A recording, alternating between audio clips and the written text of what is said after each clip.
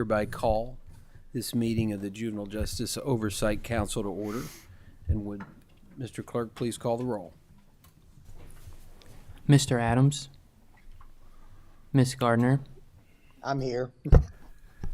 I'm Miss- here. Mr. Gold, Here. Miss Walker,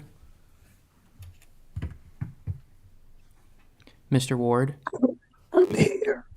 Miss Walker is here. Mr. McGinnis, Miss Dennis, Here. Mr. Fletcher, Christina Weeder for Robbie Fletcher. Mr. Jackson, Miss Marks, Here. Mr. Preston, Mr. White, Here. Senator Carroll, Here. Senator Webb, Representative Bratcher, Here. Representative Herron, Here. Co-Chair Westerfield, Co-Chair Elliott. I'm here. Thank you, everyone, for being in attendance on a Friday. I know that's difficult sometimes. We need a motion to approve the minutes of the August 23rd, 2024 meeting. So moved. There's a motion. Is there a second? Second. There's a second. All those in favor, please say aye. Aye. Those Aye. opposed, no. Aye. And the minutes are adopted. Are there any agency updates that we have from anyone? I know we have our AOC update in our packet as usual, but does anybody seek recognition? Mr. Preston, you're recognized. Thank you, Mr. Chairman. This isn't really an agency update for the work of this commission, but I wanted to take a brief moment and introduce Melanie Lowe is in the audience here. I found out this morning she has now been appointed to be DPA's new Deputy Public Advocate, replacing Scott West, who retired. So you'll be seeing more of Melanie Lowe over here, and I wanted to introduce her. Well, thank you and congratulations and welcome aboard.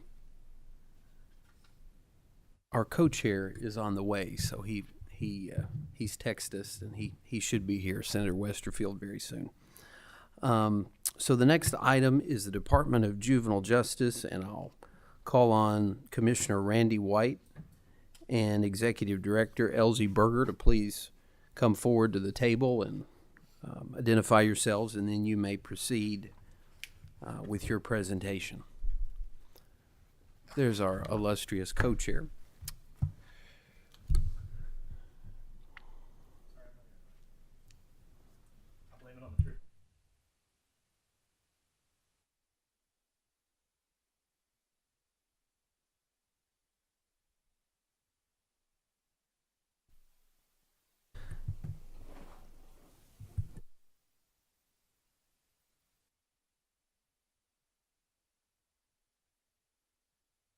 Commissioner, we know who you are, but if you want to identify yourselves, you have the floor. Thank you, Chair. Again, I'm Randy White, Commissioner of the Department of Juvenile Justice, and with me I have... Good afternoon. I'm Elsie Berger. Thank you for the opportunity to present today. I'm currently serving as the Executive Director for the Office of Support Services and have done so since 5 February 2024. I also serve as the Department of Juvenile Justice member to the Juvenile Justice Advisory Board for the state. I previously had served as the Executive Director for the Kentucky Justice and Public Safety Cabinet Criminal Justice Statistical Analysis Center and began my state career with the Justice and Public Safety Cabinet within the Office of Secretary on 1 November 2015. While in the Office of Secretary, I served in a variety of roles, managing budget, contracts, grants, and policy and procedures. I also currently serve as a logistics officer in the Kentucky Army National Guard, serving as traditional guardsman for the Logistics Directorate aboard Boone National Guard Center here in Frankfort. I've previously served in the United States Marine Corps as both an active duty and a reserve commissioned officer, and I hold military occupational specialists in logistics and communications. I've also previously worked as a consultant in the private sector, primarily supporting studies and analysis known as capabilities-based assessments for Department of Defense agencies. I received a Bachelor of Science degree in psychology from Eastern Kentucky University. And again, I want to thank you for the opportunity to present here today on behalf of the Department of Juvenile Justice. Thank you. Thank you, Mr. Berger. So during the last session of the Judge AOC, there were a few questions and some requested information that required various levels of data review and the procurement of information. We've identified 3 points of interest from that session: personnel, staff to juvenile ratios, and facility maintenance and conditions. In anticipation of this session, the DJJ has provided materials to the Judge AOC in advance of this meeting.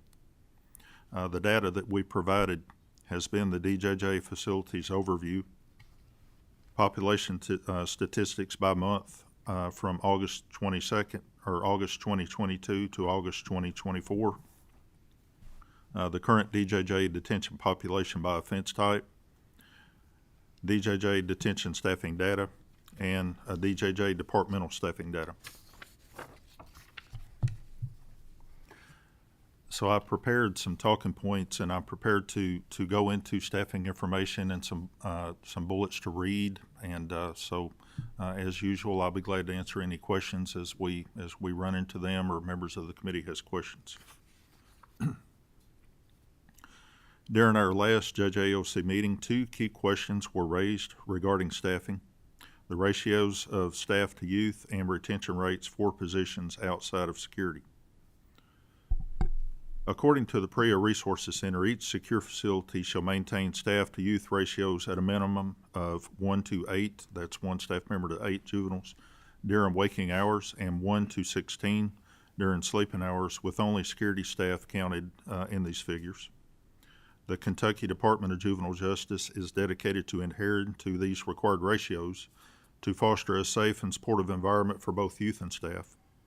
While this may occasionally necessitate mandatory overtime, we prioritize the safety and security of youth in our care and the employees. As of September the 1st of this year, 2024, we've got 306 security personnel overseeing 217 youths in detention facilities, and 226 security personnel responsible for 115 youths in our youth detention center, development centers, and our group homes. The staffing helps us to maintain the necessary ratios and ensure a secure environment. We shared a detailed spreadsheet with the chair that compares the number of positions within the Department of Juvenile Justice before the recent security raises to our current staffing levels. I'm pleased to report that nearly all positions have either remained stable or shown an increase in staff. This positive trend is a testament to our ongoing efforts to strengthen our workforce and to enhance support for our youth.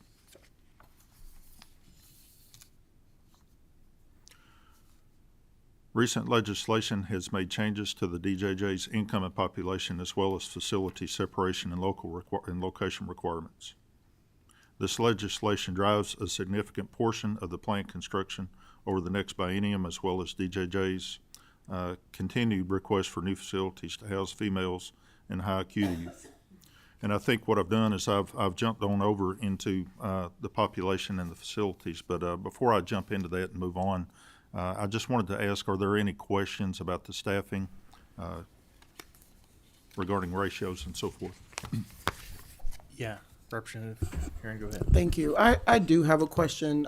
It's not necessarily toward the ratios, but when I'm looking at this chart, it talks about that there are 10 other vacancies related to contract nurses. And I just want a little bit more information. Have we always done contracted out for the nurses? And if so, or who is that contract with? Is it one company or is it several different entities that we do that with? In the past, I think it's been primarily staffed through state employees. Recently, in the past couple of years, it's moved to a hybrid. So we have some state employees, and then we have a variety of contracting services. We've used a company called Worldwide Staffing Services, and then we've used Amerigis, formerly known as Maxim. Right now, we're using Amerigis primarily, and our goal is 24/7 staffing in our juvenile detention centers and our youth development centers. And for, I think, all of but one, I think we have that Obviously, people come and go, but that's our goal, and we've been able to kind of consistently maintain that. We also use them for staffing services for our providers, our nurse practitioners, and they travel. That has historically been a personal services contract. We migrated it to emeritus this year for a variety of factors, and we have that contract in place as well. Thank you. Representative Herron, I'll say that contract has given us the flexibility to provide 24-hour nursing care at our detention facilities and our youth development centers. So we're very happy that we've got that coverage. Yeah. Good afternoon, Commissioner. Afternoon. So on the staffing ratios, I think you were giving us macro numbers. You don't need to go facility by facility, but do you have any facilities that are continuing to struggle with the staffing ratios that you would like to achieve? Well, I'm not prepared in an open forum to go into any specific facilities. We're like anybody else within the government or within private agencies. We're in a continuous cycle of hiring and training staff, but what we're able to do is to maintain the PREA and the safety ratios. Now, that requires some overtime. Some regions of the state is more difficult to attract staff than others because of robust job markets. But I'd be happy to talk with you, on an individual basis about individual facilities. But in an open forum, I can just say that we're able to meet our PREA guidelines and our safety guidelines. Thank you. Yes, sir. I want to follow up on that and say, one, I wasn't able to open the document that was attached that you sent just to the chairs. So I don't know what was in that. And I got to say, I'm not sure I'm comfortable being the one that decides whether or not it should be released or made publicly available. So if you want to give some guidance about whether or not that shouldn't be disclosed, apart from specific facilities, which I think there's a fair reason not to identify that. Other than that, I'm not sure. Again, not knowing what all was included in the attachment that was sent just to the chairs yesterday. I just tried opening it again and I couldn't. Are there, when you say you're able to maintain your PREA compliance there, are you saying that agency wide or facility to facility? I don't want you to name a facility, but what I'm trying to get at, are there stretches of time where any given facility, whatever facility it is, wherever it is, hasn't met the ratio that you want or that you need? And if so, what's the longest period of time you've gone without meeting that ratio? And lastly, in that series, are those facilities, or is that facility still struggling to meet the ratio today? Obviously, in detention facilities, we take what is committed in our direction from the courts, and sometimes there's surges. What I can tell you, and to kind of go back to the beginning, your initial question, is that we are able to maintain the numbers, the staff ratios across the department and at individual facilities. There are times that we have to hire overtime to meet these requirements. And there are times that we have to expand and contract and hire folks that, off different shift or to take non-uniform staff to put into positions to maintain the PREA ratios. But consistently across the department and at the various facilities, we are able to meet those ratios, but it does encumber overtime. The agency-wide staffing spreadsheet that was sent to all members here, were the places that, I appreciate, this is very helpful and I appreciate it, but I'm obviously not running the agency. I'm curious which of these spots you're most in need of boosting up, or are there any? Presumably there aren't any that you need to trim anymore from, which is why I'm starting with the positions where you need more of. What are the top 2 or 3, 4 positions here that you're really sore to have more of? I think currently what we still need, to work on and to continue to advertise for and to hire for are entry-level positions, the correctional officer series, and the youth workers, because correctional officers are in detention, youth workers are in youth development centers. Those entry-level positions, we still continue to hire and suffer attrition in those areas. Is it just pay scale that's not competitive enough, or is it the environment that they're in, You know, or it's- both? And if it's both, would you care to break down a percentage? You just gut feeling. I would say it's a combination of things. Right now, we've got a robust economy, as most agencies are experiencing, whether it be our sister agency, the Department of Corrections, or law enforcement in general. We're seeing a very robust job market, and we're competing against competitive salaries in the private field as well. So I think it's a combination of things. It could be regional. We're competing against other detention facilities or other private industry in the regional field. It is a stressful environment. It is a regimented environment with shifts and requirements. We don't permit staff members to take cell phones or electronic devices into these facilities. They're not permitted to use tobacco in these facilities. Their breaks and their days are very structured, so it comes with its own unique challenges that perhaps it's more competitive than other venues where staff can maintain their cell phones and they can use tobacco, or they can dress however they want, not in uniform. So it's just a different environment. Excuse me. The regional. Tell me if I'm wrong, Commissioner. In DOC, or maybe this was always also the case in DJJ. I know that there are regional bonuses or boosts you can give to positions in different regions based on whatever factors. Does that also apply in DJJ? Do you have that power? I think we're providing locality pay, and I can expand upon locality pay. I've got someone here that can talk about that from our human resources with the cabinet if you want to hear more about the locality pay. I just want to identify what you need. Okay. More than anything else, I want to identify what your needs are, whether from a policy standpoint or from a budgetary standpoint, or both. What the agency needs to meet its mission. I would like to say that the state legislature and the governor's office has been very supportive and very generous in helping us to raise the starting pay for the entry-level staff members in the past.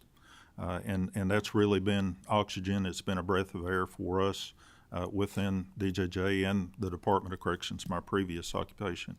And I really appreciate that. Always we could be more competitive with higher rates of pay. We have to keep an eye on that because we may raise the pay this year, but 2 years later we're lagging behind private industry. So we can always go back and analyze that. I don't think that I don't want to dwell on pay as the only thing, but it would certainly help. We can't pay our way out of vacancies.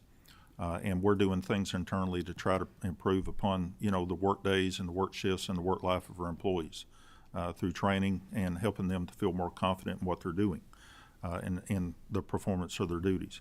But certainly assistance with staying competitive and offering marketable levels of entry-level pay, but not only entry-level pay, but the increments and what it takes to retain staff.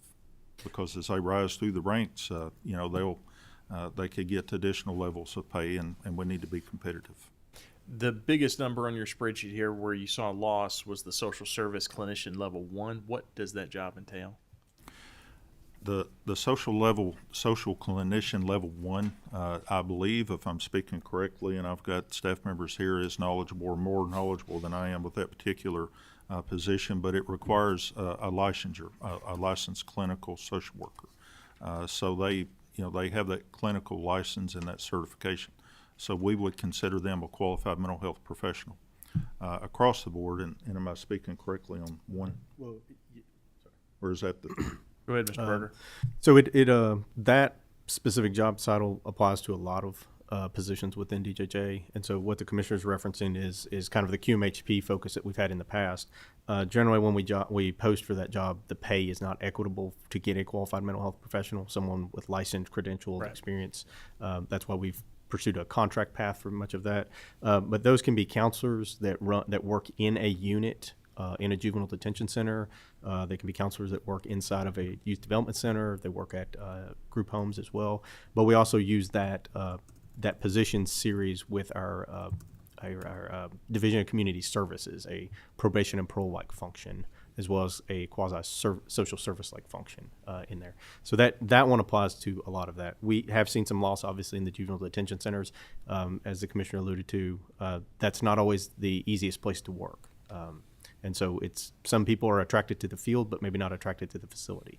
And so we continuously hire for that. We post both on the state side as well as on the contract side. And we're aggressively trying to bring more licensed professionals in so that we have more qualified mental health professionals.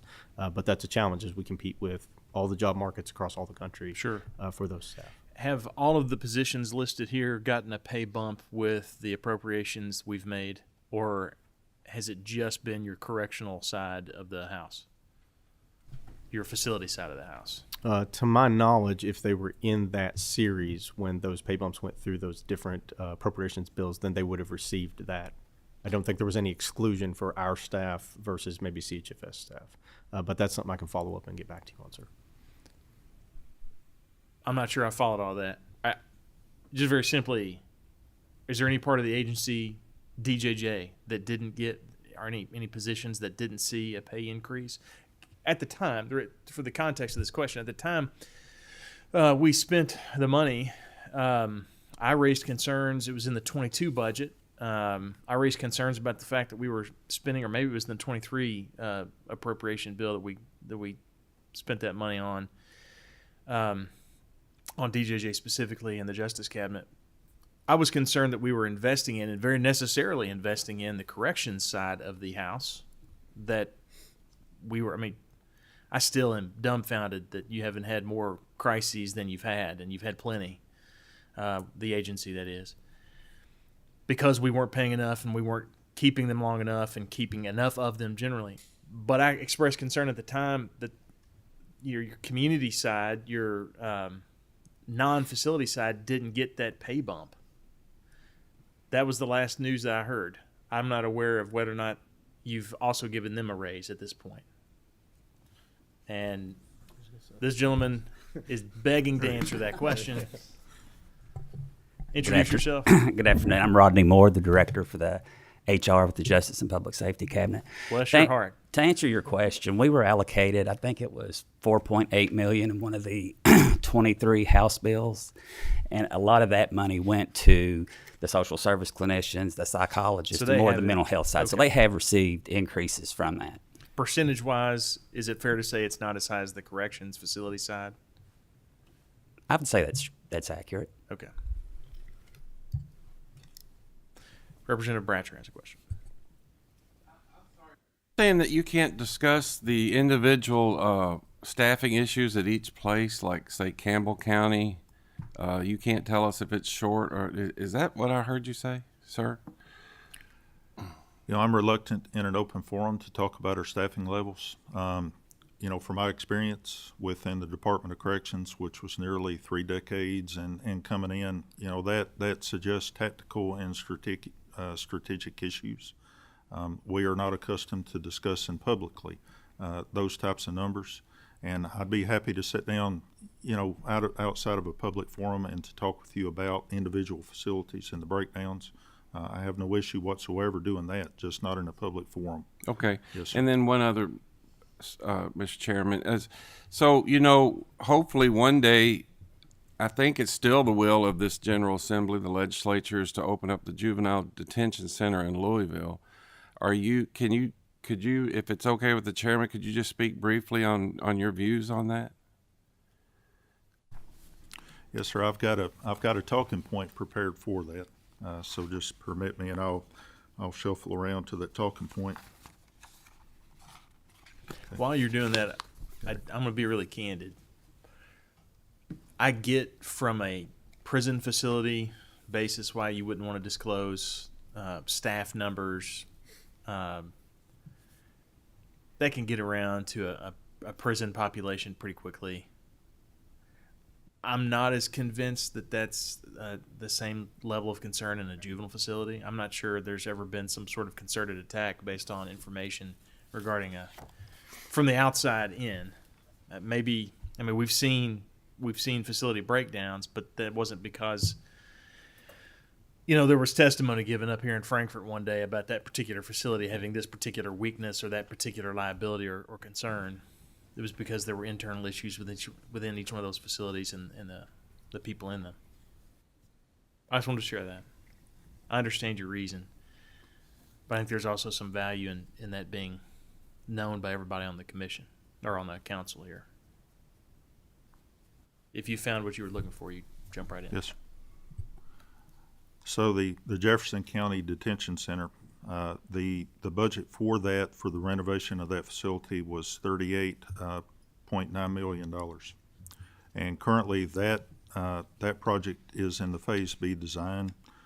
Completion of the design is anticipated for late of 2024, later this year, probably around December timeframe. And it should be out for bid early in 2025. The project is estimated to take a minimum of about 2 years for construction. So my knowledge of that facility, we have to go in and upgrade the infrastructure to ensure that the walls are detention grade. We have to update the security electronics to modernize those to enable and to equip the staff for better security components within that facility. We have to install cameras in that facility to put better doors in the facility, better fire detection and fire suppression system. So sometimes it's easier just to build a new facility than to go in and renovate and upgrade an existing facility, because we have to conduct studies of the internal components of that facility. We don't know what we always have, and we have to go in and verify blueprints and reinforce walls and if they're detention grade and so forth. So we're in Plan B or Phase B of that project currently. Thank you. Yes, sir. Representative Herron again. Thank you. I had originally had a question based on something that you were talking about, the contracts. I think that you said that some of those social service positions, because of the pay and you can't find people, that you're doing contracts. Is that what I heard correctly?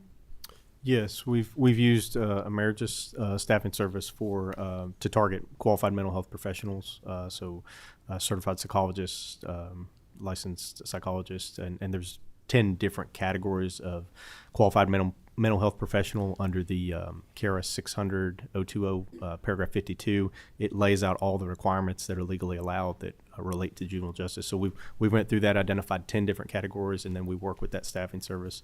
We also still post positions, and as we've noticed recently, when we require the license, it's usually the pay band is usually what gets us. What's the pay difference? So if somebody is hired through the state compared to if they're hired through the staffing agency, what's the pay difference? And I guess I'm kind of confused, is that if we can contract and hire people to do the work, like why can't we do that through the state? And are we actually paying more money for the contractors, I guess, is the question that I'm trying to get to understand that better. So I don't have those details with me, but I can follow up with you on those details as far as the difference and what the payment is. The other thing that I would say is listening to that, I'm just curious if we should, if we're having issues with the hiring process, if we as a body should figure out if we should start trying to work with either the University of Louisville School of Social Work, the Kent School of Social Work, or Eastern Kentucky University, their criminal justice department, and should we come up with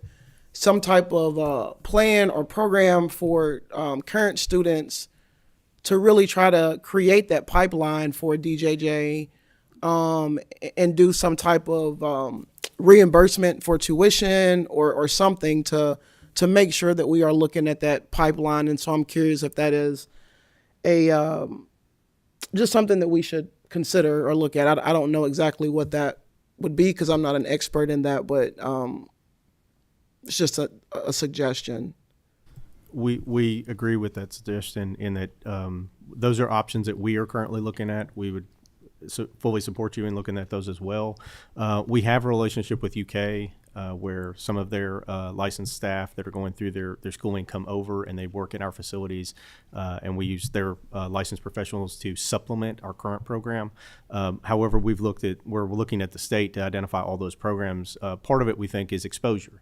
As you're going through these courses, if you're not tracking for criminal justice, you may not be thinking that there's an arena where I could work with juveniles who are at risk in a juvenile detention facility. It may not be on the radar. And so that's what we wanted to do, is identify where these places are, identify the different types of licensures, and figure out if we can build a track. We're unfortunately often constrained by the budget, and so there's not per se that built into the budget currently, but what we're trying to do right now is identify those opportunities and then see what we can work out as far as partnerships go, or if there's something that doesn't require funding, and then if something did require funding, potentially consider bringing that back.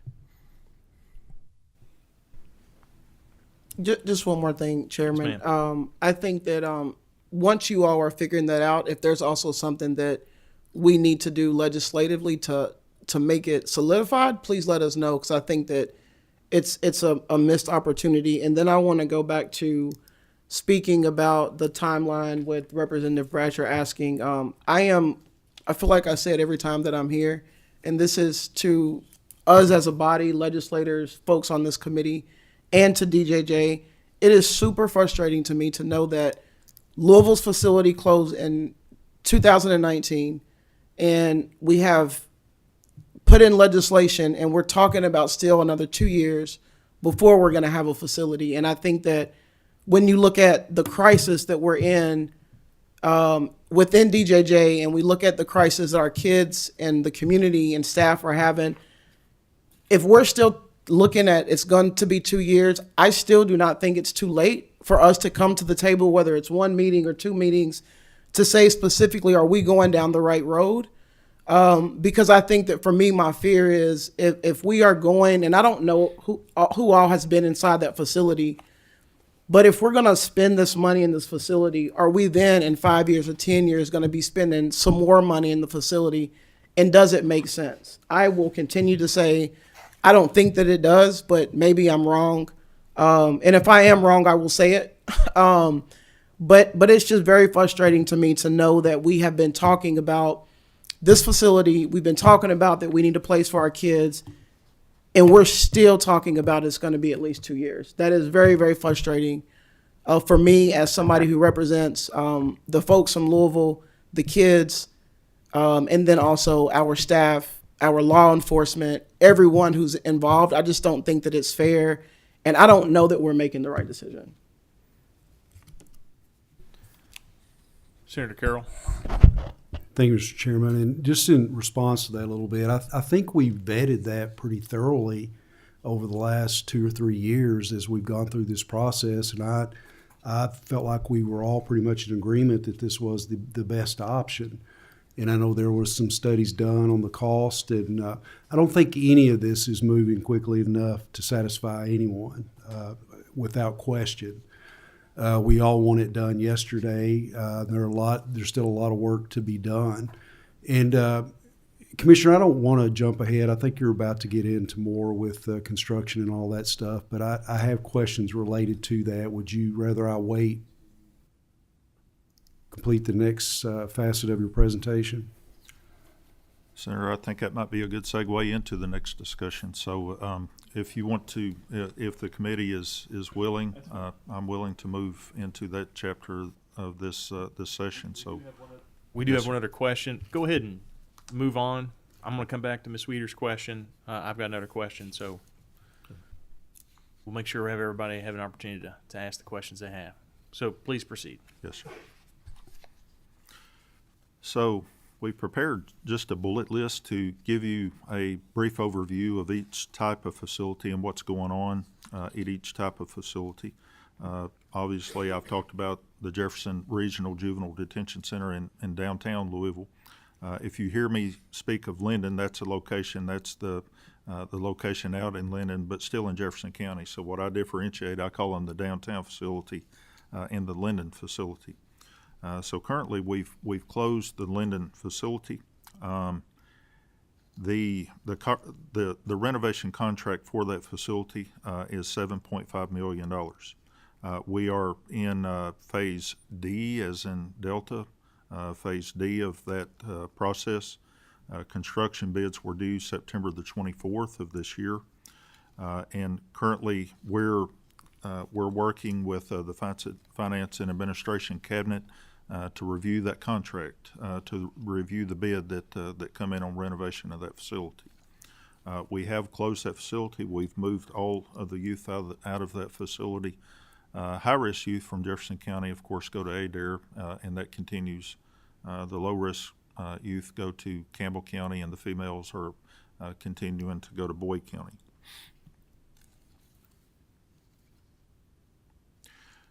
The Breathitt County Regional Juvenile Detention Center is currently in a Phase A design, and we have funding allocated in the amount of $9.6 million for renovations within that facility.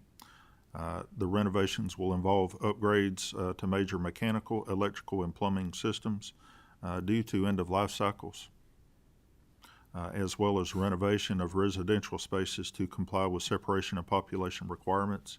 We're reworking some of the drainage areas in that facility.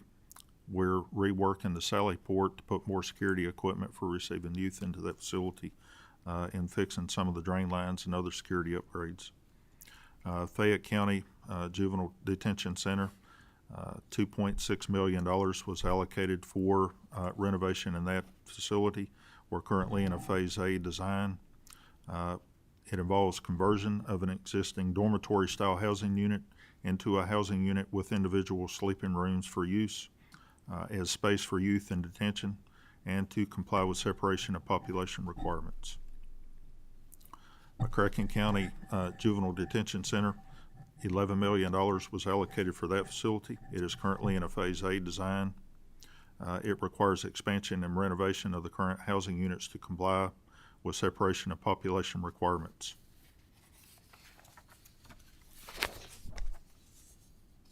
Other projects that are in progress, we are across the whole department looking at modifying cell doors to improve cell doors and to make them more security grade.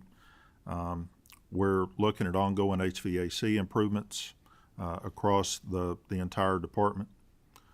Various maintenance pool projects are in progress, such as shower renovations, the creek stabilization that I mentioned at the Breathitt Detention Center, bathroom upgrades, housing improvement upgrades, sewer and water treatment upgrades.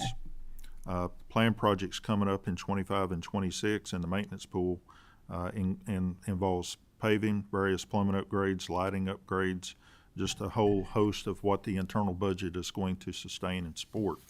And I can go through all these talking points, but just in the sake of time and brevity, I'll be glad to try to answer any of your questions regarding physical plant and any of the projects we have planned. What is Phase A? You got Phase B design, Phase A design, Phase D. I don't know what happens in A, B, and D, and presumably there's a C somewhere. Yes. So A is generally the design, so architecture, those types of outside agencies that we might need to figure out what we need to do. Phase B generally moves into requirements, is so more specific internally to those facilities, how we would flesh out those design plans. And then Phase C moves into the actual bidding, the writing of the construction project, the bidding of the contract, and generally the negotiations of that. And then I don't know as much about D, but that gets into more of, I think, the execution side of it. But A through C basically get you arguably to a contract, either at award or a potential award, and get you through all the legal requirements, all the environmental requirements, all the factors related to physical construction, housing building codes, all those types of things that matter, works you through that process. Are the dollar figures for each of these facilities the amount of money that gets you to the finish line for each of these facilities? Or at this moment, are you prepared to say you're going to need more than what's been allocated for each of these facilities? Well, Senator, that is a challenge, and I guess what we call it is economy to scale. We may have her once, but we have to settle on what our needs are within these facilities, and it gets close. The funding gets close to what we actually need. So we have to, in the Phase D or the Phase C and the Phase D, we have to meet with bidders and negotiate what can we trim down on, what do we need rather than what we want, to try to get it within economy to scale. So and because of the volatile market, just today or yesterday, I think nationally the dock workers strike ended, or it was paused. It was paused through COVID. We've certainly seen just enormous increases in raw materials and components prices. So until you get into the project, it's really difficult to say. But I think that overall the amounts are on target. But when you come across that finish line, then that's where the negotiating, and we have to sit down with the bidder and discuss where we're going to land. Senator Carroll. Thank you, Mr. Chairman. And Commissioner, there have been a lot of conversations about this with facilities and where we were headed, and felt like we had a really good plan together last session to address a lot of issues, but unfortunately that plan died in the House.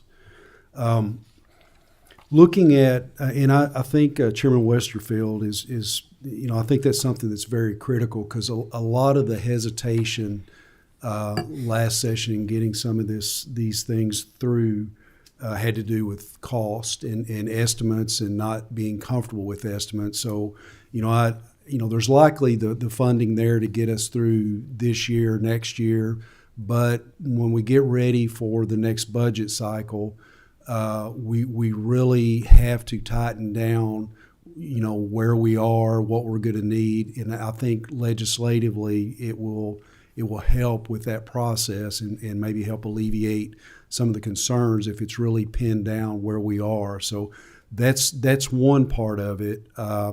And I know the other issue that you all are facing is that we had proposed the plan to build the 2 female centers, and I absolutely support that, and I think we had the votes for that to pass, and those who had objections to that as far as the Senate, I know we worked through that with them, and because of the steps within that piece of legislation that would have eventually likely led to 4 different facilities in time, having one in each region of the state, which satisfied concerns of the senators who did have issues. So I agree that we need to move forward with that. Part of the hesitation with that plan was the estimated cost, and I think we had some folks that really weren't comfortable that was an accurate cost. Maybe not sure that we had vetted locations properly, if there were facilities within owned by the state that we could have rehabbed that would have been at a cost savings. So as we move forward, my question for you is, and I remember you saying last session that you all are moving forward with the regional detention centers with separating violent, nonviolent males, but you're continuing on as if we are going to build female facilities at some point. So that's part of that question. And then in addition, along those lines, with DOJ, what they're doing, and I don't expect you to get into any details of that at all, but can you talk about whether or not that's been a point of conversation? Is that something that they may be recommending that we do to kind of back up what the plan is? Operationally, when we get into transporting juveniles, in the adult side, we have 60 or 70 some odd jails around, regionally dispersed, close by to the courts. When we're transporting juveniles, we have a much smaller number of detention facilities. So often there's long periods of transport. Certainly what we need to do is to continue separating high and low risk offenders from one another. That makes perfect operational sense. We do it in the adult system, we should do it in the juvenile system. We should continue to separate males and females. It is a risky operational practice to combine the two in a facility. They will find a way to come together. And so I support, the construction of female facilities, independent female facilities. As you know, in my history, I worked in the female prison for 8 years, and I understand the management challenges, the unique differences, and the technique of management required and the training that goes into the staff for managing female offenders. So currently, to achieve the regional model, it takes a number of steps, and so we're in the process of moving towards that. It'll take a number of renovations. It'll take a number of with the renovation of the downtown Jefferson project. So we're currently moving towards that, but it's going to take time and it's going to take funding and support to get to that point that we would have a regionally operationally sound operation. Mr. Chairman, if I might. You can. And I would ask that before the upcoming session, I think we probably need to be drafting, kind of separate the language from the previous bill in relation to the female centers, and maybe see if we can go ahead and get that through that particular plan to start with 2 centers and then expand as needed based on what the data tells us as the need grows. So I think that would be important for this next session to at least get that structure in statute to where everybody's on the same page. And then as much as you all can do between now and when the session starts to kind of narrow down what the cost will be to build those facilities and something formal that you all have studied other facilities within state ownership in possible consideration that might be in Central Kentucky, or I know President Stivers had mentioned a location. I don't remember where that was, but it was some facility that was in the Central Kentucky area. But I think that would be a priority for this next session, just to get that out of the way, and that way we can move full steam on the going back to the regional plan, high risk, low risk there, and then the same thing in the female center. So, and then final with that, the final piece of that component is the juvenile detention mental health facility. And I learned after our last meeting, I got an email that we thought we were breaking ground. We were going to be the first, and this was a change. Well, I think it was South Carolina. I think they beat us to the punch, and they're actually doing it while we're dragging our feet. So we messed up again. So I hope that we can move forward that. And Commissioner, I hope that the Secretary, Jackson, Secretary Freelander, that those discussions are continuing on how that particular facility would be structured. I think we had a really good base plan down on how that would operate, but I know there was some things that still had to be decided on that, on the mental health side and who would provide those services and those types of things. So I hope we can be prepared to move forward this next session in the female area, and then moving on into the next budget session, be ready to have a more complete plan. So hopefully we can finish what we started and get back on a path that's going to resolve the problems that we've had over recent years. Thank you. Thank you, Mr. Chairman. Yes, sir. Ms. Weeder. Thank you. I just wanted to circle back to the question from Representative Herron about the mental health providers, because I think that's an important question about creating that pathway, because I think it's clear that not only DJJ has a need, but there are a lot of other agencies, I think, who could benefit from that kind of support, either legislative or otherwise. I know that we've done a really great thing with the School Safety and Resiliency Act and created some goals around counseling in schools, either through school counselors or school-based mental health service providers, including some appropriations to support that. But I still hear from school districts across the state, particularly in rural areas, that have challenges in finding qualified mental health providers to bring into their school districts. So I just wanted to kind of reinforce that question, is that's something that sounds like it could be beneficial to not only DJJ but to other state agencies or communities that directly serve youth.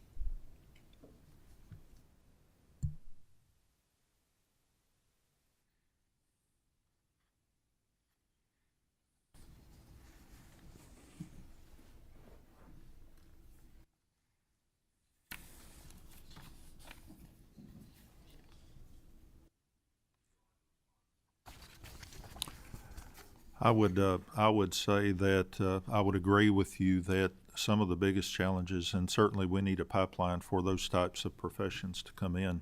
And some of the challenges we've seen within the Department of Juvenile Justice has been regional in the more rural areas. That is more difficult to attract folks with qualified mental health certifications and licensures. And I think that if we could partner with our colleges and our universities and create that pipeline, because sometimes it would be beneficial. And if you can get a person in and get them introduced to what's going on, and we can get the buy-in, then chances are we have a much higher chance of having a career employee. So thank you for that. Chair Elliott. Thank you, Mr. Chairman. As part of this facilities overview discussion, I remember a time when there was a facility in Elizabethtown that was utilized quite a bit by law enforcement in Central Kentucky. I think it was closed probably prior to me coming to the legislature. Is that facility a possibility in the future to be reopened or reutilized? I know I've had that discussion with some colleagues here as being a possibility, since that was used at one point in time as a juvenile justice facility. Has there been any discussion at all around that particular facility? I think what we're referring to is maybe a detention center, a detention facility in Elizabethtown. Currently, we've not discussed reopening that facility or reoccupying that facility as a juvenile operation. The facility is being used currently, just not by juvenile justice. It was at one time, though, right? I think. Yes, sir. Yes, sir. It was, I believe it was closed in 2017. Okay. It was the Lincoln Village facility. It has a campus there with a few things, a detention facility, had some cottages. I think we used it for training at that time. That property has been transferred to Kentucky State Police, and they run a post out of there right now. So the facility is physically occupied at this time. Okay. And DJJ no longer has a claim to it. It was transferred. So. Thank you. Mr. Gold. Thank you, Mr. Chairman. Commissioner, my questions were going to be along the same lines as what Senator Carroll's were. I know you've got your major line item projects that are in progress, and those are absolutely essential to make sure those are moving along. But I do want to just kind of circle back to these female facilities and the high acuity mental health facility. There's a very high need for both of those.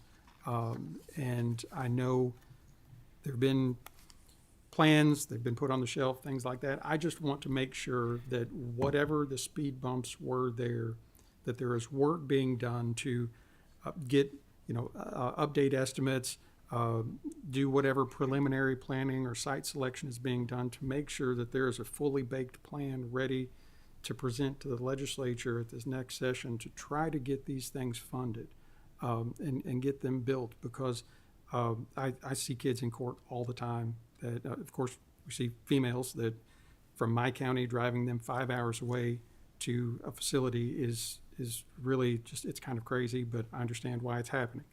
But the high acuity mental health facility is desperately needed for kids all across the state. So I just want to make sure there is something moving the ball forward to make sure that we're in the best position to try to get this at least to the phase A as soon as possible. There's still an interest within the Justice and Public Safety Cabinet and within the Department of Juvenile Justice, high interest for these facilities. It's not in dispute that we need 2 additional female facilities and a high acuity mental health facility. We desperately need those for advancements within the Department of Juvenile Justice. Where we could use the assistance would be the funding for the feasibility for the We design just need to give you the studies money, don't for we? that. Sir, And Mr. Yeah. Chairman, that's the question I have. Roberta reminded me, and she was thinking that that we did have an appropriation in the budget for the feasibility study. I don't remember that specifically. Are you aware of that, Commissioner? I think for the high acuity, I think we Yes. did have an appropriation Yes. for that. And we still have a project moving forward to discuss that particular facility, because I saw that actually pop up on my calendar invite for a more thorough discussion on that probably next week, actually. So Okay. that's still on our radar. Yeah, and hopefully that what South Carolina's doing, we might be able to learn something from them, which that would be a good thing. So, so we didn't do anything, and I'm going to take a step back. At least we did appropriate the money to make that happen. So that's a good thing. That hopefully that'll help us be better prepared. Advocate Preston? Follow up to Senator Carroll's. This is also a follow up to Senator Carroll's question regarding the separation, the 4 quadrants of gender based and risk based. In your presentation and in the materials, you talk about the renovations in Breathitt, Fayette, and McCracken complying with separation and population requirements. When those are completed, which of those quadrants will be met in Breathitt, Fayette, and McCracken? Operationally speaking, let me go through the structure of my mind. Breathitt would be a low-risk facility, Fayette would be a high-risk facility, and McCracken would be a low-risk facility. But they would each only be serving one quadrant. I was interpreting this that the renovations would allow you to do high and risk with separation, probably not gender, but high and low with separation. But that's not the goal here. I think Elsie's got some additional information. Yeah. When we ran the numbers and we looked at it, we did a 2-year study internally. The first thing we have to do is remove the females from the current system. So we need those 2 facilities. Once those 2 facilities are there, then that puts us in a position as JCYC, the downtown facility in Louisville, comes on. That allows us, based on what we looked at in 2 years, and that was post-COVID, so it didn't include numbers where it was skewed. That would allow us to go back to a full regional model. The Senate bill requires that we do it as soon as practicable, so there may be steps that we could take in between there, but the first line that we had to cross was getting the female population out of the current facility structure, and that's why we requested those 2 facilities. Once we have those, then everything else becomes a discussion as to completion of construction and then moving in that direction. Well, I guess I'm confused then by the language. What you meant to comply with separation and population requirements. If these facilities are only going to be serving one of the 4 quadrants, what renovations are needed? They can serve that one quadrant now, right?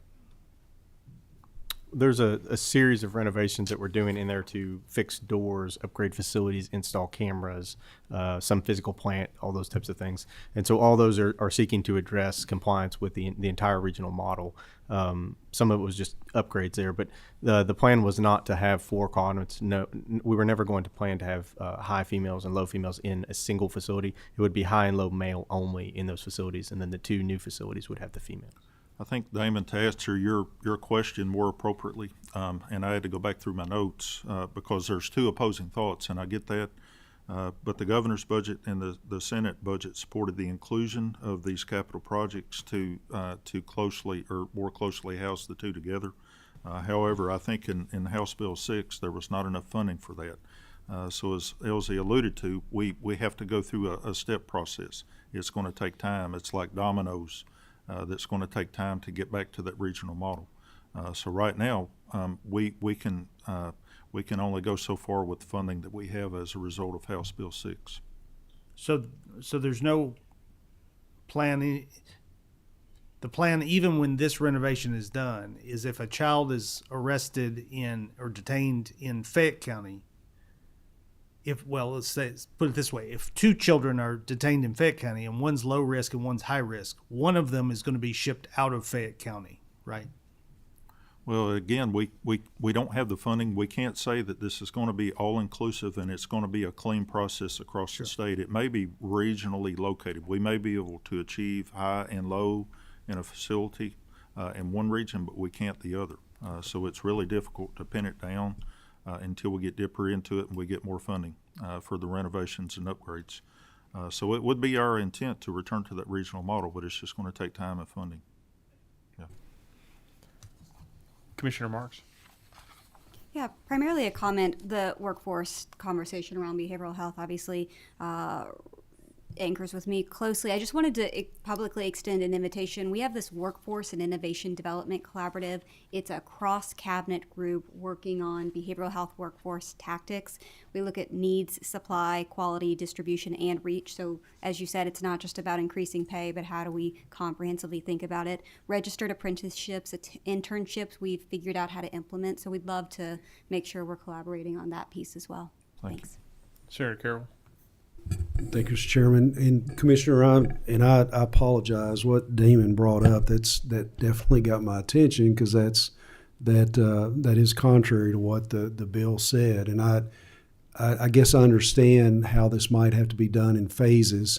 So with the funding that has been appropriated, are you saying that there is not enough appropriated to make the adjustments within each facility to separate high-risk from low-risk males? Not currently as it is right now. I think we'll need some additional funding, but I'll have to go back and look at what our projects look like and how much funding we have to do a deeper dive. But according to my talking points and to the House Bill language, House Bill 6, there was not enough funding to do all the facilities in one clean slate. I think this needs to be revisited in another legislative session where funding comes up. Okay, and I don't necessarily disagree with that at all. Do you have an alternative plan to, I guess what we were thinking when we passed the legislation would be that all the efforts would be going towards going back to that model as quickly as possible. I understand with the female part of it, that threw a wrench in the works when we didn't get that approved and we're not started on those facilities. So I could see that slowing things down. I know the issue with the facility in Louisville, there have been some issues getting the city to deed over the property. What I was told, that's caused a huge delay.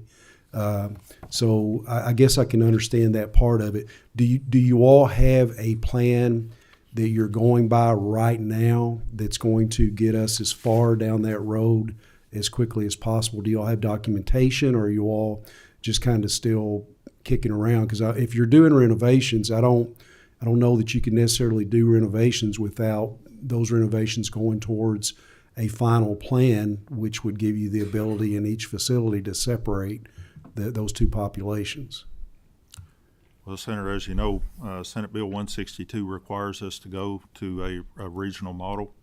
And I think where we are right now is to set our sights on the existing projects that we've established. It's a pretty big chunk to chew on. It is a big task to try to get simultaneous projects going at the same time, because it's still daily operations. We have to house juveniles. We have to take what the courts send to us.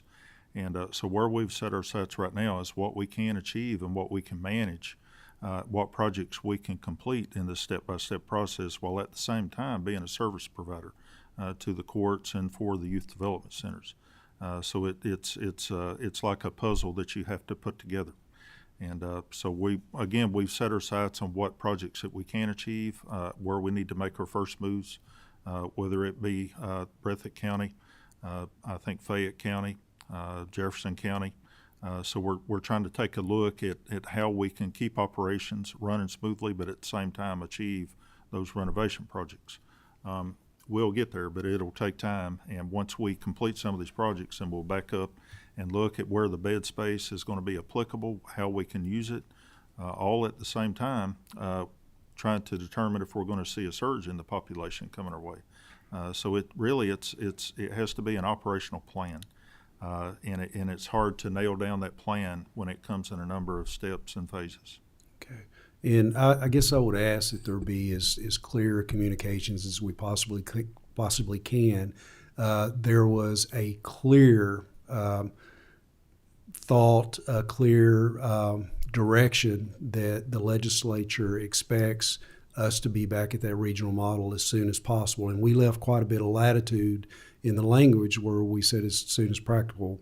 So, I do understand that, but I do think the communications and you all articulating a plan and what contingencies might be and, what will happen if this happens, I think that would be very helpful in allowing us to build some trust within the executive and legislative branch to be able to move these projects forward at a fair pace. And it, there may be if our folks see that because of the things that y'all are encountering, it's slowing down the process, there may be more of a desire maybe to write a little bit bigger check to make this happen more quickly, because it's something that goes back home, and it's difficult for the courts, it's difficult for law enforcement, it's difficult for families when they're having to travel all over the state to see their kids. And so I just think communications is paramount with this between the legislature and you all, just to make sure that we're on the same path and that we can expedite it as much as possible. And, that might affect some of our decisions as we move forward. So please, anything that you all can provide as far as documentation on a plan and obstacles, I think that would be beneficial. Thank you, Mr. Chairman. I've got a couple other questions here before you all wrap up your presentation if you got more that you need to cover. I've gotten, I want to make sure I've got the right information. Is the licensure for your level 1, 2, 3 on that social service worker or clinician? Because clinician is in there for 1 and 2. Clinician implies that they have some sort of professional designation. They're providing clinical care of some variety. Whether or not they're a qualified mental health professional under the definition of the statute or not, I'm not sure. You're saying that some are and some aren't. I'd like to know how many we have that are. I'd like to know what 1 and 2 are and how they, in fact, all 4 of those. Clinician level 1 and 2, what is the job description there or the requirements for that position? What are they doing? And the specialist and the worker. Because I'd like to know what all they're doing. The importance of making sure there's a behavioral health resource for the kids in the facilities and the programs in all of DJJ's hands in your care is mission critical. I think it's more important than barbed wire and walls. Because these are our future adult Kentuckians that ideally won't be back in a facility like that if we invest in them properly and effectively and fully. And behavioral health care is a big key there. Can you tell me how many psychologists and psychiatrists that DJJ has currently got in the state? So from a facilities perspective, we currently have 12 open facilities. The YDCs and the JDCs, the Juvenile Detention Centers. Yeah. We have 6 of those staffed with a full-time qualified mental health professional that works in the building every day. Then we have an additional structure where we have a UK contract where they provide licensed staff to go to the facilities as well. And then we also have what we term as regional psychologists. So Is that contract, is that in addition to the 12 spots, or is that Yes. trying to fill one of the 12 well, spots? it helps fill them right now, but we are actively trying to hire for the other remaining 6 spots. We're actively hiring through either state postings or through the contracting side. Either way that we can get a licensed professional in there. For the contract with UK, that helps supplement. Those are all licensed professional staff that are overseen by our mental health chief of mental health services, which is a UK psychiatrist, Dr. Lester. He oversees that program for us. We For the also whole state? sorry For the whole state?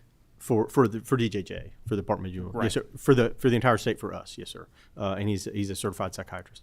We also have what we term 3 regional psychologists, and they work in what's known as our community service division, but all the facilities have a reporting chain to them, and so they are also qualified mental health professionals that provide oversight and coverage to those facilities as well. Are those 3 psychologists and the 1 psychiatrist, are they providing direct care, or are they just managing other staff that are providing They- direct care to the children? They often provide direct care. Dr. Lester provides it a lot. Our regional psychologists often backstop the facilities, but they also provide direct care. Our regional psychologists Is that enough? 3 psychologists and 1 psychiatrist for the entire agency statewide. Is that enough? That's in addition to what we have in the facility, the other 6, as well as the contract. So all of that together right now provides us coverage, but we are trying to get. Does it provide enough coverage? We would always seek to have more coverage. We would like to have all the facilities filled, and we'd like to have that regional net as well as the psychiatrists. And were your clinicians given, whether it's clinician 1, 2, your worker, or your specialist, or your psychologists and the psychiatrist, did they also get a raise? And I'm talking about the raise specific to DJJ, separate. The whole state got a bump. I'm not talking about that. I'm talking about what we appropriated to your agency for your staff. Did they get a pay? Yeah. You got to tell me your name again. I will defer to Rodney. Rodney Mr. Moore. Thank you. With the social service clinicians, I think it's been a few years now, but the legislature had given them an increase. So there's a special entrance rate on the clinician salary now. And I'm sorry, I missed the second part of your question. I just want to know whether or not these folks have gotten any raise independent from the raise that every other state worker got. Well, yes, with I think it was House Bill 3, maybe, where the $4.8 million was allocated. Some of those positions did. I don't think the social service clinicians got one because of the previous raises that they had already gotten. Through the state? Not, Yes. Okay. Not through the agency, but just the statewide. Yeah, right. Okay. So that you've got some folks that haven't benefited from the rising tide nearly as much or as quickly as others. I think that's fair to say. An additional factor is that pay band isn't just used by us. CHFS also uses that. So sometimes I think that's how the appropriation. For those same 3 positions or 4 positions? For that job series title is used by a couple different agencies. So if we didn't get something targeted, it's a pretty broad field category-wise. What is the pay for those folks today? I think the special interest rate on the social service clinician ones is a little over $60,000 for a 37.5-hour position. But you told me either you actually, Mr. Berger, you may have said it. Some of those, they may not be licensed qualified mental health professionals of some variety. Is that right? That is correct. The state posting does not require licensure. You can add licensure as a requirement, but it does not always require it. And there are some provisions in law that allow for state agencies not to need a license. Out of curiosity, what sort of clinical care do they give if they aren't? Because the QMHP definition in statute is pretty darn broad. And I think for good reason. But if they don't meet anything even underneath that, what are they providing? They don't. So if they don't have a license, they don't function as a QMHP. We strictly follow the law with that. So the position may say clinician, but they may be The unlicensed. position, according to your spreadsheet, does say clinician. Well, So- that's the job series title or the job posting title. So what do they do? There's a variety of different programs within the agency that are not licensed. Things like STEP, the MAZE program that we use, the mental health assessment in the youth. It does not require licensure. Okay. I was trying to find enough. my sheet. Yes, Senator, they can do group counseling, individual counseling for life skills. You all provide any- training for them to do that? Yes, sir. Yes, sir. Okay. My concern still moving forward is that we aren't investing in those folks enough. You're clear. I mean, I see the numbers. You've added a boatload of your correctional officer series. I think that's good because of the facility, the crises you've had in multiple facilities. I think that's a given. I think everybody up here would agree with. I'm not seeing that same sort of investment on the community side, what I'm calling the community side of your agency. And guys, I think that's just as important. And I don't think you would disagree with that. But we can't just invest in the walls. We've got to invest in the humans that are behind those walls, both the adults and the kids. The last question I have, we're talking about these facilities, and I'm looking at just adding up the dollar figures in your presentation, the document you gave, $69,600,000. That's just on these capital projects on the 5 different facilities. When this group was created with Senate Bill 200, the task force that preceded the creation of the council, which had a lot of the same members on it, the original council members on it, some work was done. It wouldn't take a lot of effort, but some work was done to try to calculate the average cost per kid for an out-of-home placement. At the time, when we first got into it, so this was we were deep into the fall of 2013, and we were operating on a figure that was $95,000, $96,000, an estimate of cost per kid per year to place a child out of home. I remember Hassan Davis sharing with us, Commissioner Davis at the time, sharing with us sometime into 2014 that crossed the 6-figure threshold. Then you've got other jurisdictions that was a decade ago, so 12 years ago or 11 years ago. Hawaii was $130,000 or $50,000. I mean, there are places where the cost is way north of where ours was. But we haven't had an updated figure since then. I'm not expecting you to give me a number today, but I'd ask you all before the November meeting, give us your best estimated guess or calculation on the cost per bed per year, per kid per year, to place a child out of home. Factor in the facility cost. I don't know what your total population on an annualized basis is of unique lives. I greatly appreciate the data you've provided us for today's presentation that showed the monthly totals and the offense breakdown.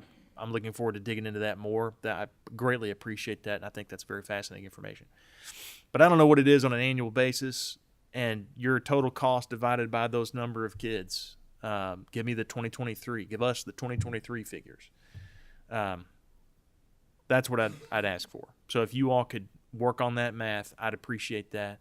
I don't know what that's going to look like. I assume it's going to be above 6 figures again because things have only gotten more expensive.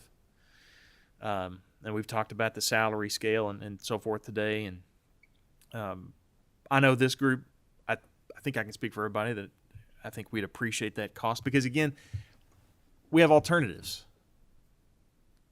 You take the kids that come to you, but there are other parts of the system that can decide a different path or an alternative path for those children. And the example I gave 12 years ago, 11 years ago with Senate Bill 200 was the Boys and Girls Club. In Hopkinsville, it cost at that time maybe $300, $350 a year per kid. And it cost, let's use the earlier estimate that was more conservative, $95,000, $96,000 per bed per kid per year. Because they're kids, not beds, per kid per year. And the return on investment for a program like the BGC, and a lot of our communities have them, thank goodness, is so much more superior than just locking them up. And I know you do more than lock them up. I get, and we all know that. But you've got a detention path, an out-of-home placement path, and you've got a community-based care path. And sometimes you've got to pick one over the other.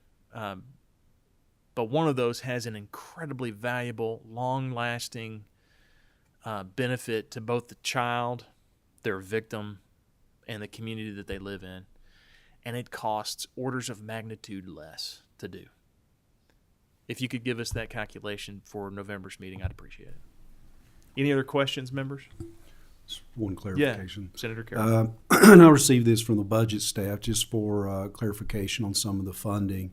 The final budget that we passed did have the same amount for retrofitting existing DJJ as the governor's budget did, so we did not cut any of that. And we also had the same amount in the maintenance pool with an understanding that some of those funds were going to be used for some smaller retrofitting projects. But that's just clarification, and I know that costs just keep going up, and I'm sure it's almost impossible for you all to estimate with any accuracy. I know every time I start to do a project at the organization I run, I think about what it's going to be, and then I multiply that times 3, and then I'm pretty close. So it's always a game with that, but we really do need to work on pinning that down so You know, we're not just keep on and on saying this is not enough, it's not enough. We really need to know what it's going to cost to do it efficiently and to do it effectively, and so we can move forward with it. Thank you, Mr. Chairman. I appreciate it. Yes, sir. Commissioner, I'll let you finish your presentation if you've got more to talk about before we move on. I don't really have any additional talking points. I think we've pretty much covered everything that I was going to present, but I just want to thank you, Senator Westerfield, and members of the committee for recognizing the value of our mental health staff and for, what I'm hearing is an offer of assistance and for attention focused maybe in the next session towards what you could do to assist us. It's valuable. It's vital to have those mental health staff in our facilities for continued treatment, for a common effect, to identify problems before they start. And I just wanted to express my appreciation for your recognition and your gesture of support for that going forward. So thank you. One last thing that I'll close upon is I looked at the alternatives to detention numbers for last year. I've not looked at the numbers for this year, but we placed, I think with, between the Department of Juvenile Justice and the Administrative Office of the Courts, we placed over 1,400 youth last year into alternatives to detention programs. And so we understand the value of that. We'd love to work ourselves out of business and to work ourselves out of detention. I don't know if that's going to happen anytime soon, but we can certainly work together. And we've recently attended meetings at the Judges College recently.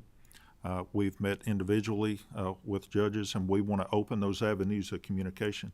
And we're working much closer with the Administrative Office of the Courts, and I really appreciate that. They've been very valuable and a good partner with us. And certainly during my time as Commissioner, 6 months now in this position, they've been a vital asset to us, and we've got a close partnership. So we look forward to continuing to develop that going forward and working to try to expand our alternatives to detention, however we can do that.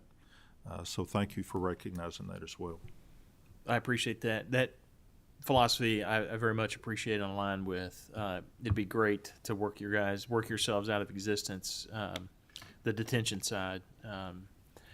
My only ask is that you all increase the investments in your behavioral health staff, your clinical staff, and the non-licensed, non-clinical staff, the folks that you've talked about at that level one, because that community side of the house is, I think, even more important than the correction side. Chairman Elliott.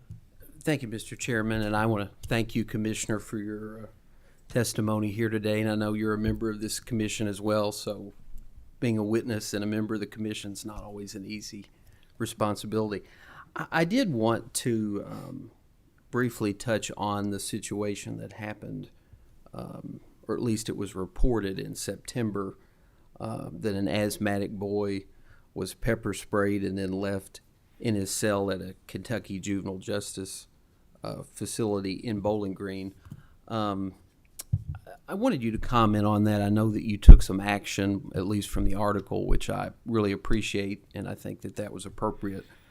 I'd like for you to comment on that situation, and then I'd also like for you to comment on whether you think the use of offensive weapons, is the term I'll use, offensive or defensive weapons, such as pepper spray, is appropriate in a juvenile justice facility. And if it is, what training are you employing to make sure that something like this never happens again? I have asthma, so reading the story was very heart-wrenching for me as somebody who's had it, for as long as I can remember. So, but I do want to comment. I appreciate the actions that you took, at least from the Herald Leader article that I read, because it looks like you stepped in and did everything that you should have done. So I want to thank you for that. But I want to make sure that we don't have things like this happening in the future. So if you just briefly comment on that, I'd appreciate it. Yes, sir. And since that article, we've actually taken more action. But the use of OC pepper spray within the Department of Juvenile Justice is still a fairly new tool that we're deploying within the facilities. I think March or April of 2023 is when we introduced that chemical agent. And we train our staff to use that when danger or physical harm is imminent. And we've taken a look at the inappropriate uses, and what I've asked for our training division to do was to review the curriculum, to take a look at each individual incident. And what we have done internally is we provided that information and created a direct link to our training director to take a look at the tenets or the details of the incident that would have been inappropriate, and to try to identify where staff may be, are they making a conscientious choice, or is it how we're training our staff. I've directed that Warren County receive supplemental and additional training from top to bottom, all staff, from the superintendent down to the entry-level staff. In addition to that training, what we have formed on our side within the central office portion of DJJ is a use of force review committee. And that involves a number of individuals from the superintendent to the executive director over detention or the YDCs. And we're combining those staff and an executive advisor to the commissioner, along with the training director. And what we're doing is we're taking all of those individuals, in addition to engaging the staff members that was involved in the incident. And we're doing a deep dive on what happened, what they could have done better. I do think that the use and the deployment of OC, if used appropriately, is an effective tool. We've taken a look at injuries that has been sustained by staff members as a result of youth. What we're seeing is a decline. When we're taking a look back at 2022 going forward to this year, we're seeing a gradual and a steady decline in injuries to staff members. But with the use of the OC comes a responsibility. And that responsibility is incumbent upon us to hold staff accountable, but also to make sure our training is appropriate and to review those incidents when they occur that's inappropriate. And we'll continue to hold staff accountable and to examine every single incident. Not only OC, but beyond that, if it's a physical restraint that was not appropriate, we're going to review those incidents. So we have a system in place of review currently. And we're just going to try to do a deep dive and review the dynamics of every single incident going forward. Yes. Commissioner, thank you. Mr. Thank Berger, you. thank you. Thank you. All right, the next part of our agenda is going to be relatively short compared to that. I want to welcome up the DPA folks, whose boss is just cold leaving you hanging here. He actually has to preside over a statewide meeting, and obviously he's got to run that, so he's running back to his office. So I give Mr. Preston a hard time, but I want to welcome up Ms. McMahon, Ms. Karam, and Ms. Jones. You all have the floor. Good afternoon. I'm Beth McMahon. I am the director. It's okay. Everyone does. So I answered to just about anything. But I'm director of the post-trial division with the Department of Public Advocacy. I'm Laura Karam. I'm the supervisor for the Juvenile Post-Disposition branch of DPA. My name is Leanne Jones, and I have been a juvenile specialist and representing most all juveniles for the last 18 years. And we've prepared some talking points, but to be candid, we weren't exactly sure of the assignment and what the committee was looking for. So we were going to talk in general about how juvenile probation conditions can be overbroad and can have unintended consequences and unfairly impact families and children. And we're happy to answer any questions along the way. So the first talking point I will bring up is, as I said, that the conditions can be rather than being tailored to the individual needs of the child or the offense that they've been adjudicated of, can be more blanket conditions that apply more universally rather than are tailored, such as requiring daily school attendance, even if that's not an issue for this particular child, or requiring general counseling rather than determining what the appropriate individual need is of the child.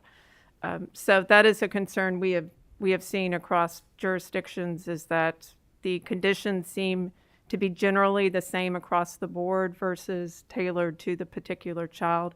And I will let Ms. Karam and Ms. Jones address some other issues that we have seen. I think there is a lot of unintended and unnecessary court involvement. They get a standard probation contract. They sign that probation contract. It's not tailored to their needs. Then they get picked up on technical violations, which don't have a lot to do with the actual offense that they've been adjudicated of. They go to detention. So they go to detention for things like missing school. They go to detention for things like getting a detention from school. They go to detention for things like having a fight with a parent at home that does not become physical necessarily. Those things violate their probation, and that's when they're going to end up going to those detention centers. In my mind, a good probation officer, a good social services clinician in those community offices is absolutely key, because those are the people that have the experience and know what needs to be tailored to fit that particular child's needs and that particular family's needs to help fulfill those needs, so the child doesn't end up coming back to detention. Are your juvenile judges listening to those folks as a resource for that?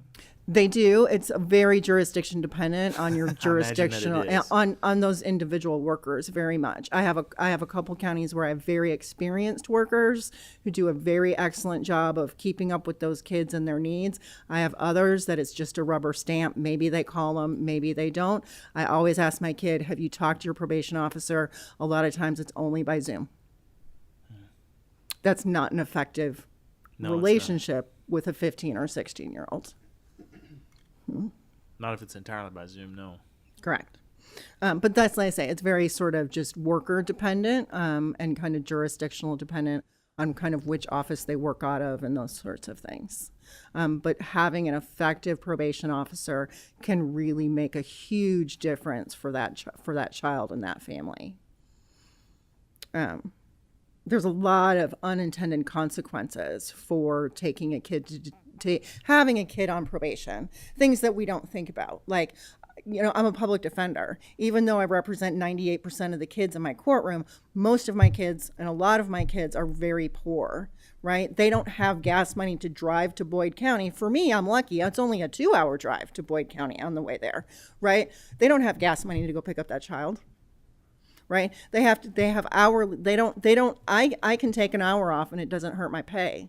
They can't take an afternoon off to go pick up their kid from Boyd without significantly impacting their monthly budget. Then they have to meet with me. They have to meet with their probation officer. They have to meet with their counselors. They have to go to a school meeting. That gets to be very burdensome on the family after a while.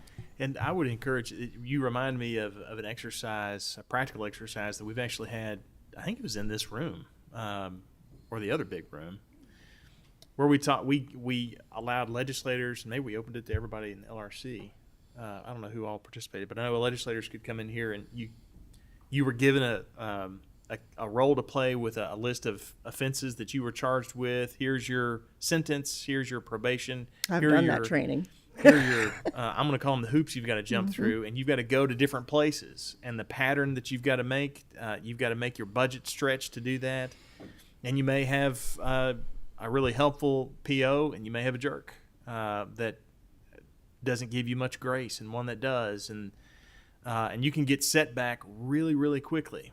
That was we put a lot of burden on that, and this is a problem around the country where people are having to reenter. It's why some communities are doing what I wish Kentucky would do, sort of a one-stop shop, a reentry hub, so that all the things that you need are under one roof. What's the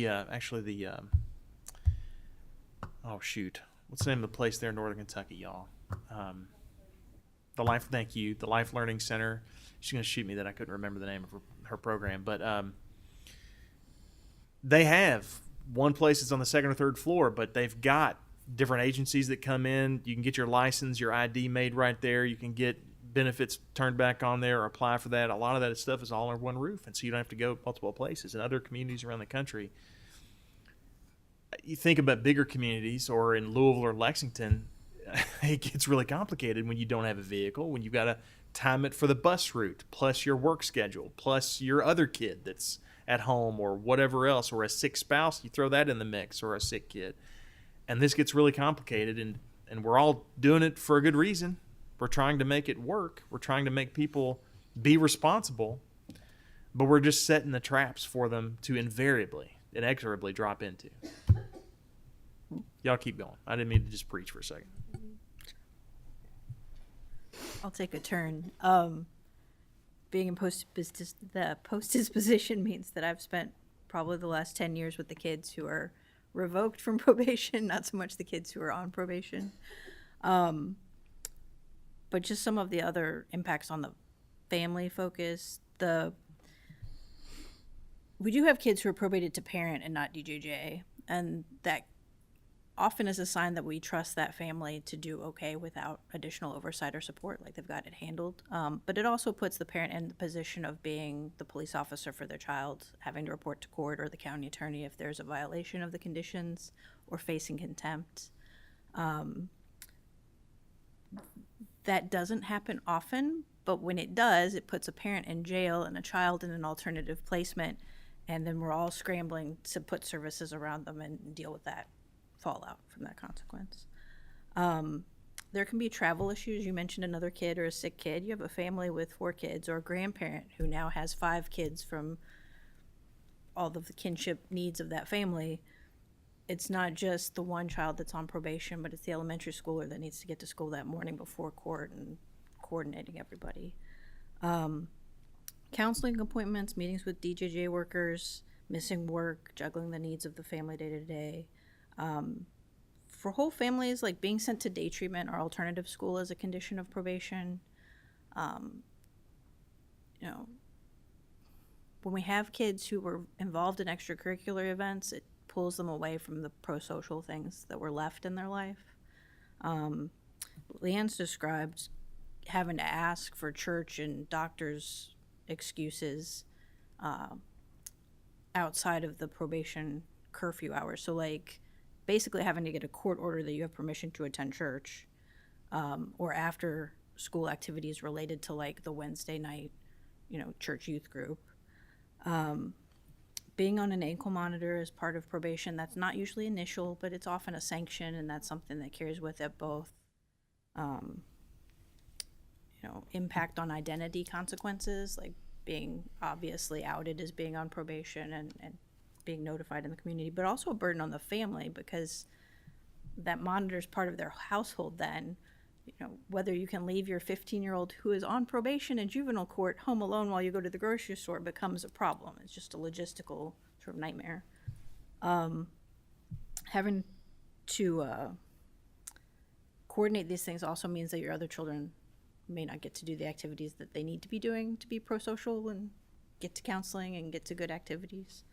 And there's some limitations on interstate travel or even county-to-county travel. And that doesn't affect sometimes our folks who are in poverty, but our kids are often appointed to us from a family that's middle to high income. So if they were trying to go to Disney World, or they're trying to go to the lodge in Cincinnati, what is that wolf thing? The wolf one. Whatever. Like there are trips, there are things people need to do. There are funerals out of state, and it's not, we don't think of it as being that inconvenient, but then you have to do a 10-day notice and all of these steps. For border counties like the one I live in, it's a big deal. Yeah. We were in Bell County for years, and if you wanted to go to Tazewell,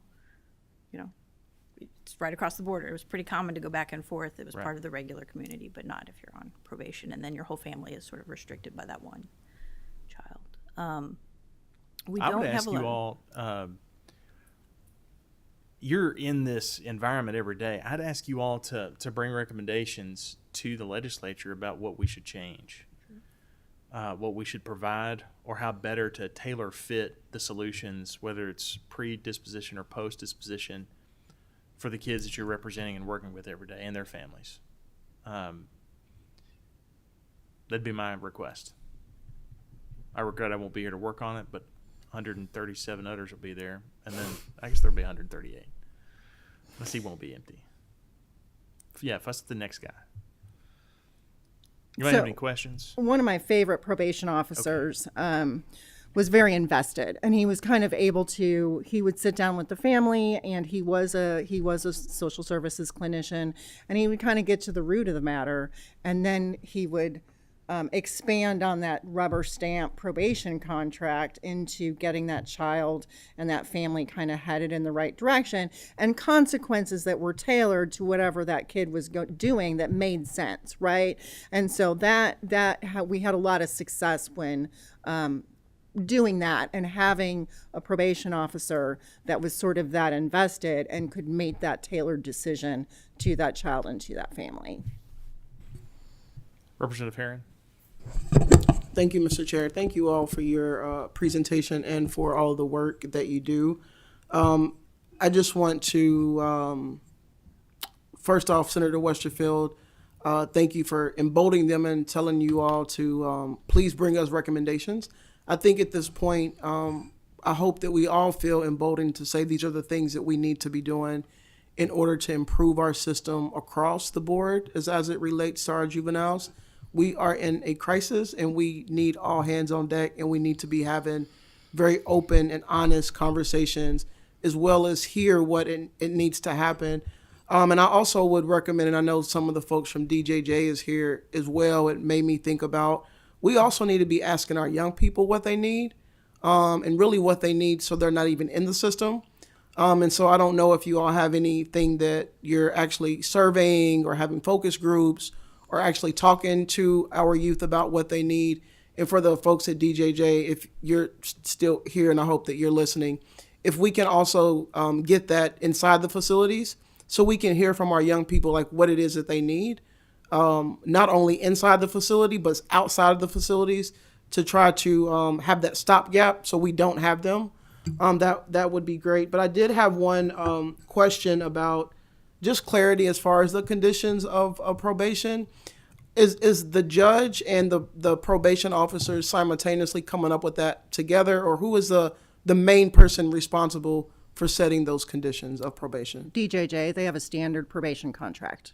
Okay. The only thing in there that's kind of literally fill in the blank is curfew times, out of state travel. There's a couple boxes to check if it's a juvenile sex, if they've been found delinquent of a juvenile sex offense.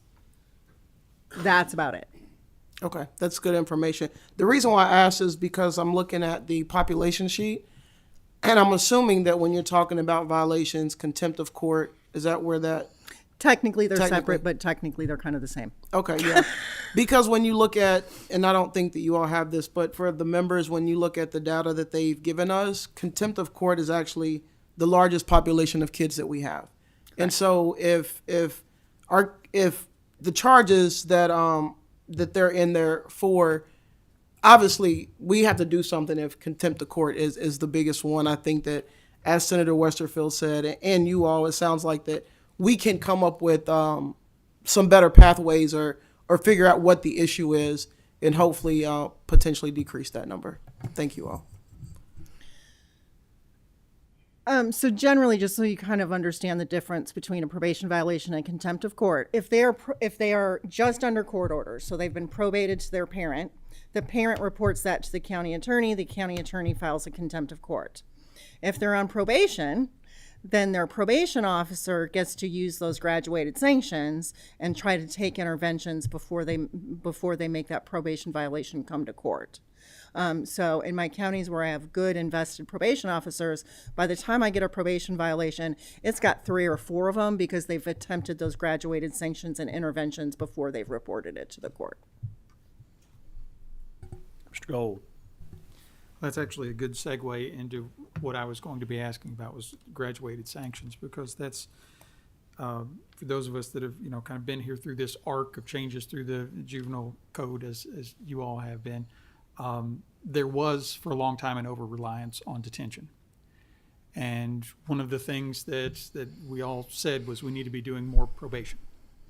I, along with you, am frustrated with the cookie cutter probation orders. Also, though, I would note a lot of what you're talking about, some of these issues about the conditions and whatnot, some of those things also exist at the CDW level on diversions. They're not unique to just probation. So I don't know that this is just a probation issue. I think it's a little bit broader than that as far as making sure that everybody is not just taking a cookie cutter approach and that they're tailoring things to the youth that is in front of them. But I'm absolutely on board with that. But those same things as far as kids being released on ankle monitors from detention and other alternatives to detention that are predisposition, a lot of those same things still exist. That being said, of course, I'm a county attorney, I'm a prosecutor. I think there do have to be consequences, and I think not committing another offense has to be part of any successful probation. But I think one of the questions here is, are you seeing graduated sanctions being used appropriately, both by DJJ probation and judges? Judges are supposed to be applying them as well. Is this something that needs to be a legislative fix or a judicial and DJJ training and policy fix? I'll speak to that a little bit. I think what we see is there's a continuum. A child starts with the CDW's office and they are allowed to do graduated sanctions as part of a diversion contract. So maybe they start with diversion, maybe there's a fair team intervention, then they come to court. Then they're on pretrial conditions, and those pretrial conditions generally do not have any sanctions requirement. I've got an example from Northern Kentucky in Campbell County where the prosecutor and defense and judge have worked on their own graduated sanctions, and they've created a spreadsheet, sort of a first, second, third, fourth offense. That's where we see a lot of, at least from my perspective at post-disposition, contempt of court and detention from those. You're waiting for adjudication. You're still in that pretrial process. And we have courts that sometimes put orders in place that are like, go to a challenge academy, and that's a pretrial order. So there's something akin to a probation or disposition order before there's been an adjudication hearing. That's not everywhere, but that happens. But then when we do get probation, we do have graduated sanctions legislated. And we have juvenile services workers, social services clinicians implementing those and trying to take care of things with the family. If somebody misses curfew, it's not an immediate detention. It's okay, now your curfew is earlier and we're going to check on you more frequently. Like, there's some practical common sense things that people are doing with kids on probation. So some of the things we're talking about, we were asked about probation. It's the totality of the court system that can put that burden on families. We're fortunate we don't have any additional fees. We don't have private probation services. We have DJJ and predominantly DJJ across the state, other than a little bit of Division of Youth Services of Fayette County. That's a bonus. But if the legislatures could address pretrial release and add a graduated sanction step to that, I think that would be a practical way to address some of the contempt issues. The courts have this inherent power of contempt. They've not, willingly given that up completely, even with kids. They have limited themselves to 30 days, which is a lot over the last, decade or so. We've seen that make a difference. But there's a separation of powers issue there. But if we can encourage that through sort of a similar graduated sanctions model from diversion through pretrial, through probation, that might balance some of that. Some sort of continuity. I agree. There can sometimes be some whiplash that occurs, and I also agree with you that we over meeting a lot of these things. However, that's in a response. That's no, I'm not talking about over meeting here. I'm talking about two families of youth involved in the system. In our zeal to try to come up with alternatives to detention, which is very well founded, we've come up with all of these different programs. Oh, go here, oh, go there, all of these. different spots that people need to go, day treatment, after school programs, other counseling, things like that. And as you said, that does have a cost on a family. But all of those things are supposed to be in lieu of putting them in detention, and are less costly societally and to the cheaper than detention. However, do you have specific suggestions about ways to make those programs, all of which can be very good and effective? Do you have suggestions about ways to still get inputs into those programs, get the kids that need to be there, but lessen the impact on families? Quite frankly, transportation. It's our biggest challenge. If you are an aunt or a grandma with the 3 or 4 kids, right, and we're in court, and guess it's getting on to be 3 o'clock, and you're still waiting to be heard, and you have kids that are 5 and 6 getting off the bus. It's transportation. Understood. And as far as, and this may be a question more for the court system, I know you talked about when kids are probated to, in place or, with parents, that probation violation comes to county attorney. I can tell you, Roberta was there. I prosecute, or I teach prosecutors on juvenile justice, and one of the things we talk about is just because somebody comes in and says they want you to file the probation violation, you still have discretion there. And so we're preaching that it should be judiciously used, and there should be graduated sanctions contemplated as part of that. But I don't know, I assume the judges are having training from the CDW's office about what levels of graduated sanctions they're using and how they're taking that approach to try to implement something similar in the once the post disposition. Is that occurring, I assume? We share what we do. Okay. On the front end with the kid, if asked, and depending on Okay. I was just curious if the CDW program as a whole was kind of presenting on that to the district judges in particular. we have not presented at a judicial college, but of course, we don't necessarily train the judges either within the CDW program, but we do share what we do in-house. Okay. I think that would be helpful. Thank you. Thanks. I was just going to say, to your point earlier about mental health and investing in the behavioral health structure that we have, that's an area where we do have good individual workers in the community. This is an area where it can make a really big impact. If you have somebody who acts more like a case manager and has an understanding of the mental health providers and services in the area versus somebody who acts as a checklist person, like, okay, I called at 8 and you're there, but not really offering those services to the family when things aren't perfect. Amen. So, Right on. Anybody else? Do we'll be done. you have anything else you want to add? Any of the 3 of you? Excellent presentation and great discussion. I appreciate it, ladies. Thank you for making time and hanging around for through that first lengthier discussion. We will not meet on the 17th, so we're not going to have 2 meetings in October. That notice will go out today, so you're going to get an email about it. So if you'd like, feel free to delete that from your calendar. We will not meet on the 17th, but we will meet in November. Right now, the meeting is set for November 7th. It will not be on the 7th. It's possible that it'll be on the 8th, which is a Friday of that same week, the very next day. But Chairman Elliott and I will get that date to you hopefully today or tomorrow.